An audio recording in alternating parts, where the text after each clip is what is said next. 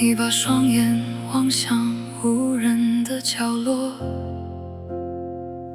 像一颗星星独自在夜空闪烁。你的世界隔着无形的枷锁，不吵也不闹，只是沉默地坐着。我试着读懂你眼中的冷漠，是不是我还没找到对的线索？你突然哭泣，找不到原因的难过，我只能紧紧抱住你颤抖的胳膊，擦干你的泪，拍着你的背说，别怕宝贝，有爸爸妈妈在这里守着。哪怕你的世界从不曾对我开放过，我也愿意成为你最坚实的依托。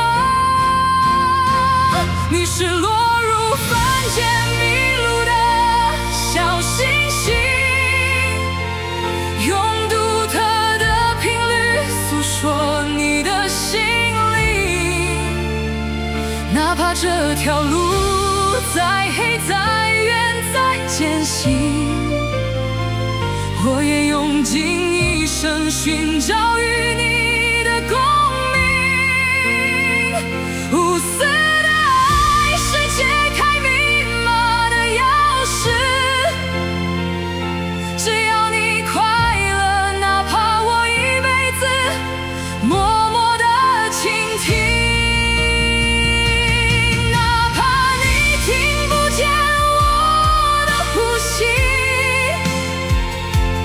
哪怕你看不见我的泪滴，我愿化作这无声的潮汐。哪怕全世界都选择放弃，我也要紧紧抓住你，不说离去，只为了守护你眼中那点点心悸。教会你微笑，哪怕要用1年的执着，教会你拥抱胜过世间万千的承诺。别人的目光也许带着不解的冷漠，但在我眼里，你是世界上最美的花朵。岁月会老去，白发爬上了我的轮廓，唯独对你的爱永远不会坠落。如果有一天我不得不先离开这世界，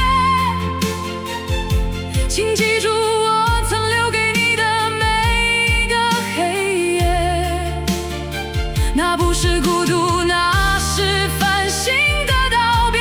我的爱会变成风，轻轻吻你的脸，继续守护你平凡的每一天。你是落入凡间迷路的小星星，用我的生命照亮你的夜空。哪怕这条路再黑再远再艰辛，双手的温度永远为你留存。无私的爱是解开密码的钥匙，宝贝，谢谢你让我学会了爱的真谛。